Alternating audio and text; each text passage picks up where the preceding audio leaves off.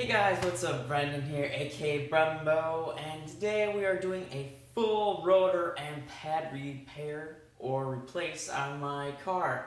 We are doing PowerStop's complete kit, the Z26 pads with their slotted and drilled rotors, which you will see in a little bit.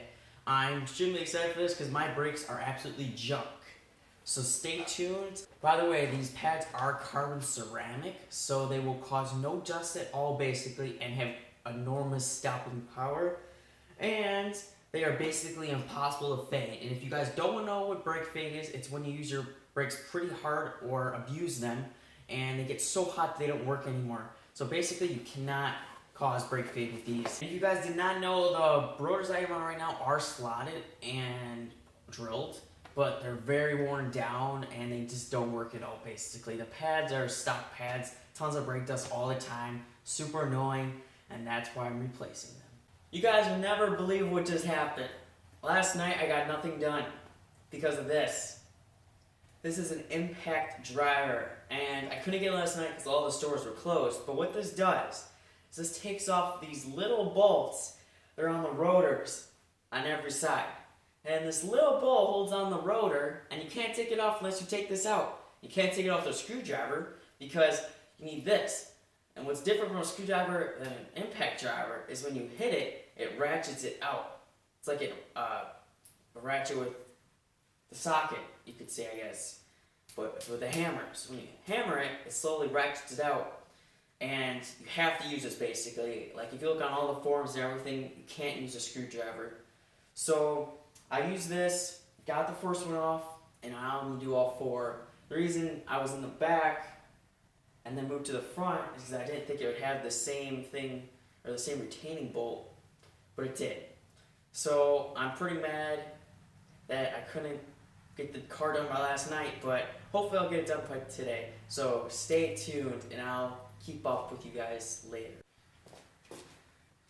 And by the way, guys, this is what was on the car before. It was drilled and slotted, like I'm doing again, but these were in very bad condition. I'm not doing this because I want new ones. They were actually very bad. On the front, the holes are getting wider. They're getting worn down so much. The slots are barely there. And then when you flip to the back, the slots are gone. That's how bad this was. There's no slots at all. It's smooth. The holes are even bigger. It was terrible. My pedal had to go all the way down just because they were so thin. But it's not as thin as you think. Like when you think how they shrink, like you can't really tell by looking at it usually, and you can tell with these. So that's how bad they were. I don't have a micrometer to tell you how much they went down, but very more than excessive wear. Very bad, and that's why I'm changing these. So I will get back to you when I put on the new ones, and I'll show you how they look. So this is where I'm at right now, guys. I just cleaned the hub of the rotor, so the new one's very flush. And then right now I'm taking off the guide pin bolts so I can replace the new pads. I already took off the whole caliper. You gotta take off the caps to these guide pin bolts. Did that with nail nose pliers, so that was pretty easy. And there's just a quick update to show you where I'm at. I'm just gonna put the new one on, put the new rotor on, and then just move to the next side. This is actually a closer view of the rotor, like I was talking about. Right here, it doesn't look like it, but this is completely flush. It just has like a line from when they made the slot. And you might notice it's a little darker in some places. I don't know if you can tell, but it's blue, and that's hard spots. So what happened was the owner before this car, they either abused the brakes on purpose, or they were just doing a lot of hard braking, and it caused the rotor to turn blue. And eventually that can cause a crack in the rotor, and you will not be able to fix that really, even if you machine it. And you can't machine these rotors anyway because they're slotted. But if you did have a plain rotor and it was blue, you could machine the rotor and get the blue spots out, and it would cause it maybe not to crack, but usually the blue spots come back. So guys, update video. I'm now putting on the new pads and rotors, and it's time to get rid of these uneven brake pads and these very worn, junky rotors. So keep updated, and I'll show you the final results. Got the full rotor and pads on, both fronts. Now tomorrow I will be doing the back. This has turned into a whole weekend project, and I was not expecting that. So I'll see you guys tomorrow. We are now on the back, and it's Sunday. I'm about to take off the rotor and the pads. Hopefully it's as easy as the front, because the front was pretty easy. I just didn't have the right tools. So if everything goes just as good as the front, I should be fine. So next time you see me, I should have the pads and the rotor off and the new ones on. Okay guys, this is the rear rotor. This is even worse than the front. You can see these lines. That's where the pad was not touching. And these slots are even worse than the front, which I don't even know how it's possible. And this just looks ancient. Like the wear on this thing is crazy. Then you go to the back. And I don't know if you can see this, but this is like bubbly, like super, super bubbly. And like right here is where only the pads were touching, which is not good at all. This was not being used at all. At one time it was, but now it's getting rusted and bubbly, and the pads were just not even at all. I don't know if it's the caliper. I'm hoping the caliper's not bad, because then my new stuff is going to get messed up, but I don't think it is, because nothing was frozen. The guide pins were not frozen, or the piston. So I think the pads were just put on incorrectly, or they just weren't, the guide pins were not lubricated, and the caliper was not sliding.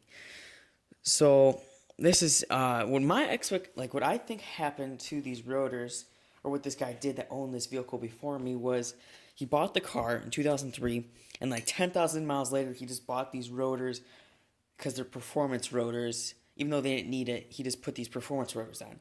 And these have been on there ever since like 2004, maybe 2003. And they've just been on here for like 10 years, just being worn, and he just kept changing the pads, but not the rotors. So that's my expectation, or just my guess. I don't know. That's what I expect, just by how bad this rotor's worn and the brake pads are like new. So don't do that. Don't be that person. Replace the rotors with the pads, or you can end up like me and have no stopping power and have to push the pedal to the ground every time you stop. Okay guys, new update. I'm on the back now. I took in both wheels off, both rotors and calipers, but I managed to break a caliper bolt. So it's not very good. I will not be taking this to school tomorrow, so not to get a ride, but I'm going to order the bolt tonight. And then I'm going to also have to order a new bracket for the caliper, because the bolt is stuck in there. So I'm going to order the bolt and then a new bracket. And I should get those soon. I'm in trouble for now, but I'm just cleaning up all this rust and grime so I can prepare it for the new rotor. New bracket. It's been a long day. I'm a mess. This is probably the last update for today. I'm just going to clean this up, and I'll get back to you guys on Monday, maybe, or just when the new parts come in. Hey guys, new update. Finally done. It's been a terrible project, but it's lasted about a week. I got all 4 wheels done, and it's been very, very hard and different than I thought it was going to be. I did a lot of sanding, a lot of figuring out what to do. It's a lot different from brakes I've been working on in auto class. For example, the rear brake. The parking brake had to twist in, unlike in the front where you just push in the piston. So I had to go get a tool from my auto teacher and borrow that. And then I had to go to the auto zone like 8 times to get parts. It's just a very long experience, and it took about a week. I had to get drove to school. So it was a very frustrating week. But I got done. I'm happy. It's kind of wet because I just tested it out. Works great. Stops really fast. I might do a review on it. I'm not even sure yet. But it stops way faster. And I'm very glad I did it, because my old ones, as you saw in the previous clips, they were just terrible. Worst rotors I've probably ever seen. So I hope you guys enjoyed this video.